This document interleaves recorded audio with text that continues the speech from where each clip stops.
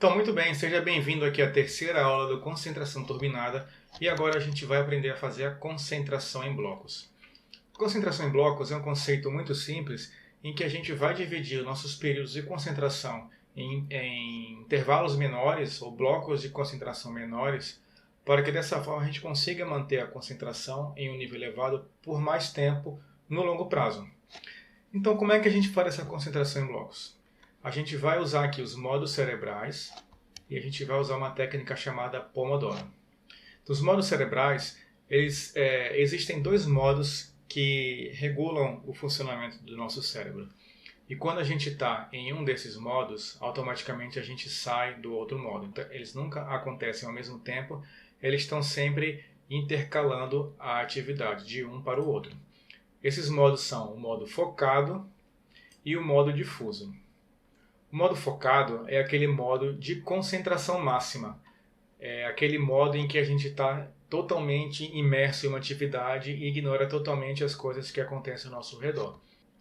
É nesse modo aqui que o neurotransmissor chamado acetilcolina, ele possui um nível de atividade maior, ou seja, o cérebro está produzindo mais acetilcolina e essa produção de acetilcolina fortalece a formação de memórias de longo prazo, que são as memórias que vão gerar o aprendizado efetivamente dito, como a gente já viu aqui nas fases do conhecimento. Para te dar aqui um exemplo de como é que funciona esse modo focado, eu vou botar aqui na tela para vocês um pequeno teste, que é um experimento científico que já foi realizado centenas de vezes aí. Se você já viu esse teste, tenta se concentrar na atividade que eu vou te passar. E se você não viu, presta muita atenção, porque sei que essa atividade, mais de 90% das pessoas erram, não conseguem concluir da forma correta. Apesar de ser simples, você vai ver que ela exige bastante atenção. Então, se você não estiver com o seu modo focado no nível mais extremo, no nível mais elevado, você não vai conseguir acertar. Então, o que você tem que fazer? Você vai ter que contar o número de passes que essa equipe aqui, a equipe branca, vai fazer. Então, você tem que olhar atentamente quem está com a bola e para quem ele vai jogar essa bola. Cada mudança de mãos você considera um passe. Então você vai ter que acertar o número de passes que essa equipe branca vai fazer no final aqui desse teste. Tá pronto? Então vamos lá. Se você já viu, também se concentra, tá, para tentar acertar, porque você não deve lembrar do número exato de passes que é no final. Então se concentra nessa atividade para tentar acertar. Então vamos lá, vou dar play aqui.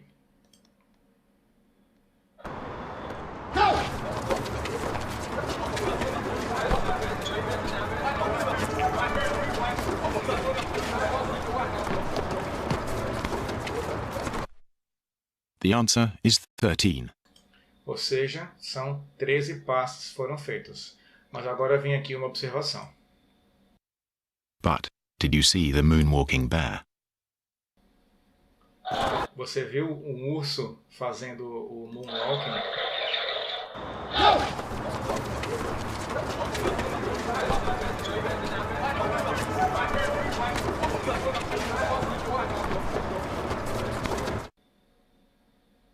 Então, o que ele fala aqui? É fácil você perder algum detalhe que você não está procurando por ele. Quando a gente está no modo focado, tudo ao nosso redor que não diz respeito àquela tarefa que a gente está fazendo se torna irrelevante e a gente ignora completamente. Isso aqui é de uma campanha de trânsito de Londres, né, em que eles falam para o motorista se atentar à presença dos ciclistas no trânsito, que muitas vezes são ignorados, mas isso se aplica a qualquer coisa que a gente está fazendo e que exige concentração. Então, por exemplo, imagina que esse macaquinho aqui que apareceu, esse urso, perdão, dançando o moonwalking, ele representa no nosso estudo o Facebook, o WhatsApp, a televisão ligada, o site aberto na internet. Então, qualquer coisa que não diz respeito ao nosso assunto de foco, ele está sendo uma distração para a gente. Então, é aquele urso que aparece lá dançando, tirando nossa atenção. Então, se você conseguiu perceber o urso dançando lá no meio da tela, é porque você desviou seu foco da tarefa principal, que era fazer a contagem do número de passes. Então isso representa que você não está com essa atenção totalmente focada. É isso que a gente precisa desenvolver. A gente precisa ter uma tarefa em mente e todo mais ao nosso redor se tornar completamente irrelevante. Esse é o objetivo do nosso modo focado. Em contrapartida a esse modo, existe também um modo difuso. Então aqui o modo difuso, ele é o exato oposto do modo focado. No modo difuso, o neurotransmissor que está mais representado aqui de forma mais ativa é a serotonina. E a serotonina, ela está ligada mais à sensação de relaxamento, de prazer, de satisfação. Veja que é exatamente o oposto. Aqui você não tem um foco total concentrado em uma atividade, mas o seu pensamento ele atua de forma muito mais dispersa e não focada em um só objetivo. Essa expressão aqui, inclusive, eureka, é nesse momento aqui em que ela ocorre. Eureka, esse termo ele foi cunhado aqui, né, supostamente pelo cientista grego, matemático grego Arquimedes, em que ele descobriu como é que resolvia um dilema apresentado pelo rei Hierão. Então o rei ele encomendou uma coroa de ouro puro para um ourives. Só que ele queria saber se nessa coroa de ouro existia algum outro material que tirava essa pureza da coroa. E Arquimedes ele sabia que para fazer essa medida bastava ele medir a densidade da coroa e comparar com a densidade do ouro puro. Só que ele não poderia usar esse processo simples porque ele teria que derreter a coroa. E isso o rei não iria permitir. Então ele pensou muito, pensou e não chegava a uma resposta. Então aí aconteceu o momento eureka. Durante um momento de banho, quando ele foi entrar na banheira, ele observou que enquanto ele entrava na banheira, a água subia à medida que o corpo entrava na água. Então aí ele concluiu que para que ele pudesse medir a densidade da coroa, bastaria que ele mergulhasse a coroa dentro da água e aí ele perceberia que o volume de água deslocado da coroa deveria ser o mesmo volume de água deslocado pela mesma quantidade de ouro puro. Então deveria ser equivalente. Então diz a lenda que Arquimedes saiu correndo na rua pelado, gritando eureka, eureka, eureka. Então esse fenômeno ficou conhecido como o princípio de Arquimedes. Veja que durante o modo focado, muitas vezes a gente fica preso aqui na solução, a gente fica num nível de concentração tão alto que a gente não consegue perceber os pequenos detalhes que estão ao nosso redor.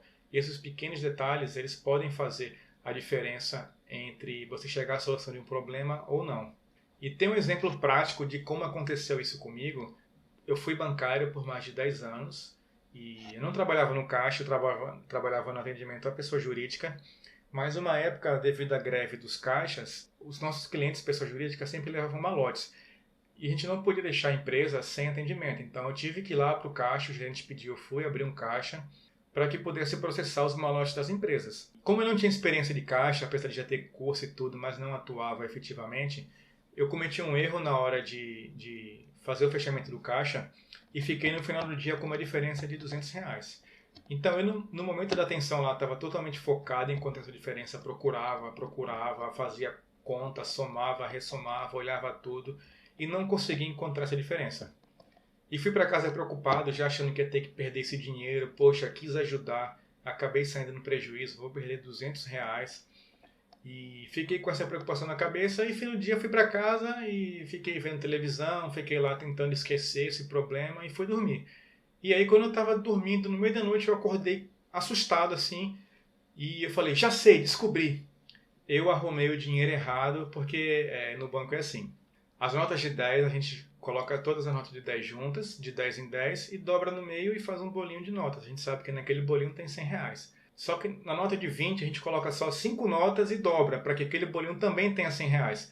Só que eu, pela minha falta de experiência, eu coloquei 20 notas de 10. Aliás, eu coloquei 10 notas de 20 e fiz um bolinho de R$200, ao invés de fazer um bolinho de R$100. Então eu entreguei para a tesouraria 2 bolinhos desses que tinham R$400, só que eu estava contando como 200 e o tesoureiro também contou como 200.